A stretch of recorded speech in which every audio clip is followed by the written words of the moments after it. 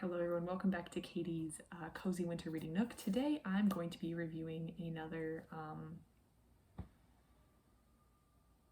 book. What else would I be doing here? So today I'm reviewing The OK End of Funny Town by Mark Polanzak. I don't know if I'm saying that name correctly. I apologize if I am. So I just pulled this off the shelf at my library because it had a very interesting cover, an interesting name, The OK End of Funny Town. It struck me enough to pull it off the shelf. It was short and it was short stories. So I knew if I didn't like it, I could just read one or two stories and then return it and that would be the end. But I pulled it off, I gave it a read, and I actually read this entire thing, with the exception of the first story, in one whole sitting. Which was a pretty good sign. So I actually really wound up enjoying this book. But I just want to start off by saying I read the first short story, which I think was called Giant or something, before I went to bed one night. And my first thought was that this is exactly the kind of book that you get assigned in your introductory English course at college. I say this because in college, I studied math in college, and I didn't get my writing class approved to be writing intensive. So my school required that you take a class that fell on all these categories to complete your general education requirements, which I actually think general education requirements are a good thing, but that's a different topic for a different day. We had to take a class that was writing intensive. Fine. So I took a math class that was writing intensive, that was indicated to be writing intensive, only to find out that people who had entered the college in my year didn't qualify to take that as a writing intensive course. So if you entered college in 2020, you could, and you were in that class, that same class, same semester, same time, you couldn't count that as a writing intensive course. But if you had entered the college in 2021 in the same class as that 2020 person, you could count it towards your writing intensive course. It was really, really dumb. So I just quickly needed to find another writing intensive course to fill up that requirement so I could be done with this. I took English, whatever.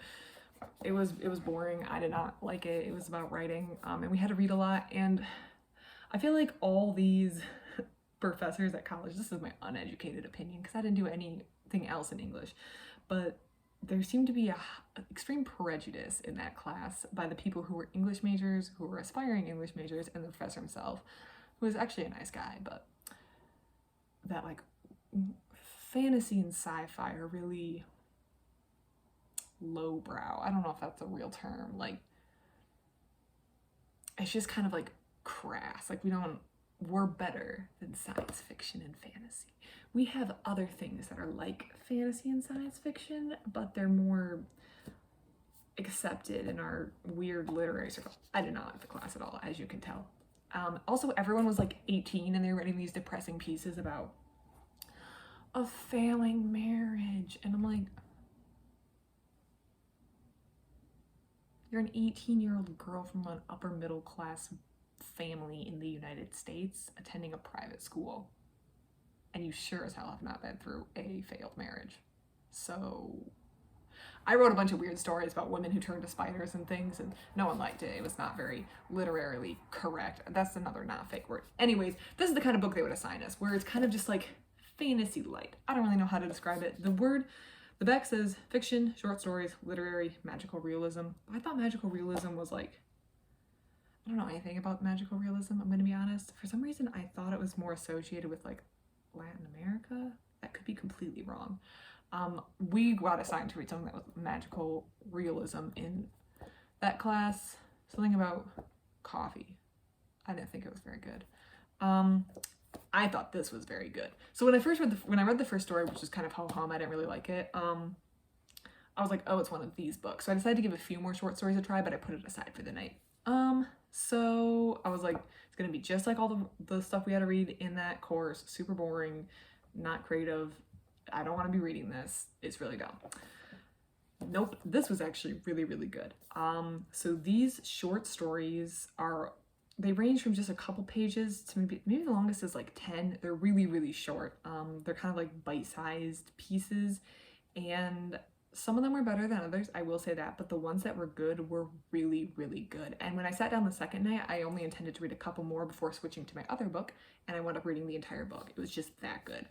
Some of them were kind of scary. For whatever reason, I thought the mime story was really, really, that one like put me on edge, but there's no gore, no horror, nothing like that. Something about that one just put me on edge. The one with the malfunctioning car, which is going to be called, I think it's Out of Order, that one kind of disturbed me. Test kind of disturbed me. An Exact Thing kind of disturbed me, but it was the right kind of disturbed. So I'm very sensitive to violence and gore, and anything that's a little too much in that direction I don't like. And I am very, very sensitive to that sort of things. But I think the same thrill I got from reading those stories in here is probably the same thrill that people get reading, I don't know, Stephen King. Just a good author and like weird settings, weird, I don't really know. I don't read anything that is even close to anything that Stephen King would write, probably. So I'm just threw him out as an example of someone I know who is a semi-popular writer. My favorite ones in here, though, the ones that were good, were so good, and they make the whole book worth it.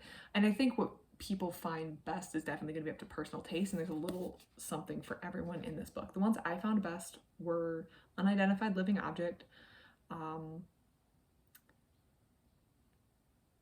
the one about what you wish or how to wish. Hold on, let me get the actual name of the title.